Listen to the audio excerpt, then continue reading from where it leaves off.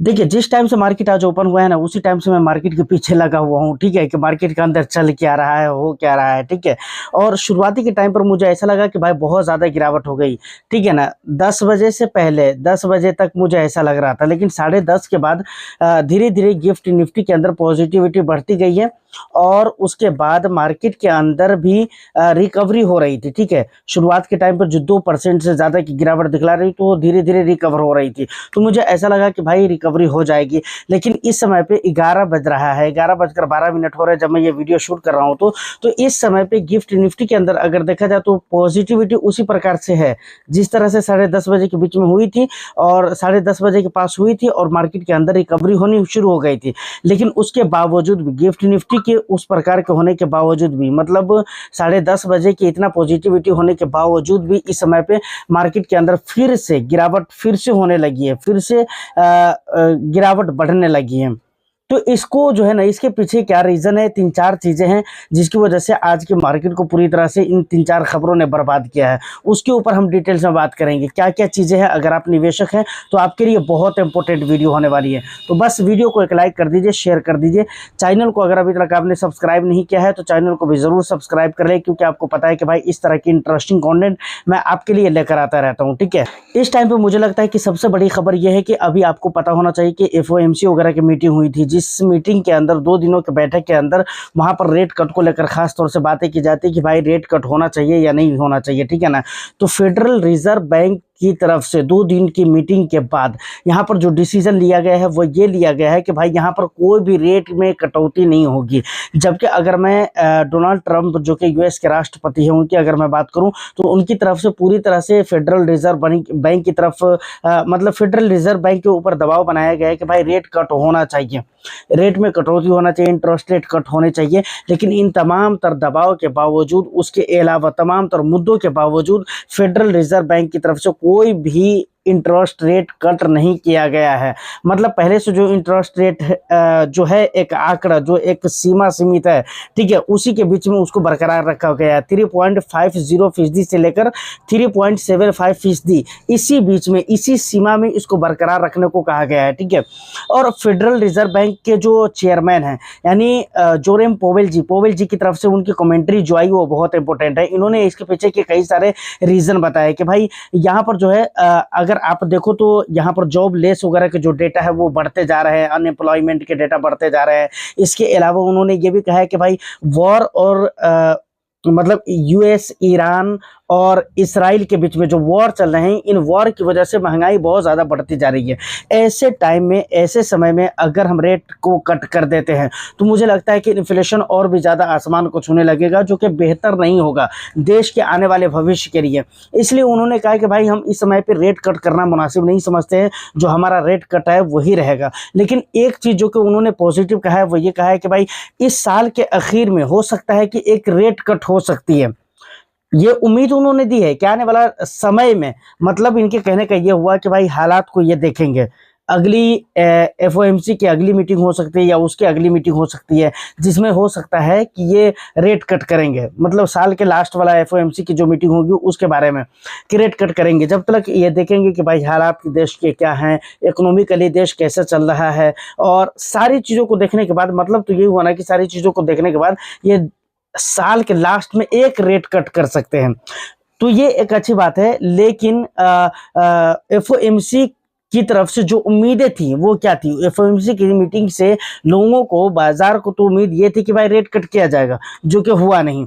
और ये सबसे बड़ा रीजन है जिसकी वजह से आज मार्केट के अंदर वोलेटिलिटी बहुत ही ज्यादा बढ़ी हुई है। इंडिया विक्स को देखेंगे तो 15%, 14-15% पॉजिटिव जा रहा है भाई। गिफ्ट निफ्टी के अंदर 0.05% या 2% ऐसा पॉजिटिविटी थी, वो धीरे धीरे बढ़कर अभी 0.25% हुई है, ठीक है। 25 या 23 है, ऐसा कुछ है, ठीक है, जिसे आप देख सकते हो। तो ये रीजन है सबसे बड़ा, जिसे मैं आज के डेट में मानता हूं कि भाई जिसकी वजह से मार्केट के अंदर इस तरह से बवाल काटा जा रहा है, ठीक है।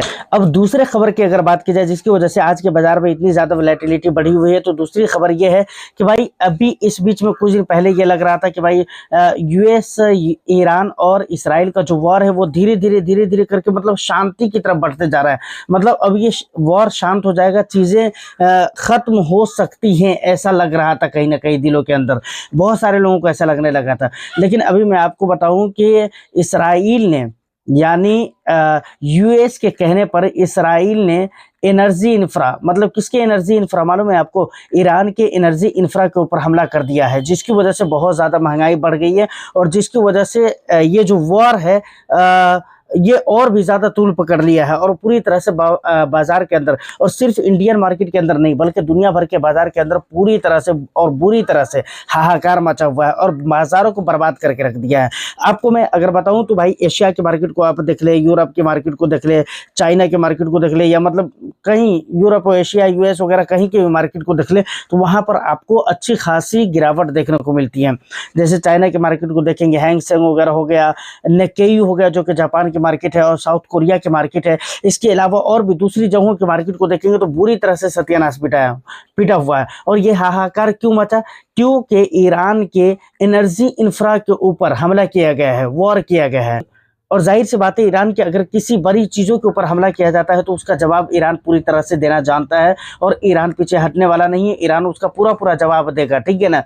उसको रिटर्न्स मतलब रखेगा नहीं, उसको रिटर्न्स लौटा कर छोड़ेगा ईरान, ठीक है? लेकिन रिटर्न्स लौटाएगा, लेकिन इससे दुनिया वालों को क्या नुकसान है, हमारे और आपको क्या नुकसान है? हमारा और आपका ये नुकसान हुआ कि जो भाई पेट्रोल है, डीजल है, क्रूड ऑयल है, ये क्रूड ऑयल की अगर मैं बात करूं, ब्रेंट क्रूड ऑयल, तो ये 111 रुपये प्रति बैरल जा चुका है। अब सोच कर देखिए भाई कहाँ था क्रूड ऑयल का प्राइस और कहाँ पर जा चुका है, ठीक है ना? और दूसरी जगह की बात तो छोड़ दो भाई, खुद यूएस के अंदर अगर आप पता करेंगे तो आपको पता चलेगा कि यूएस के अंदर होलसेल महंगाई बहुत ज़्यादा बढ़ गई है, होलसेल महंगाई बहुत ज़्यादा बढ़ गई है।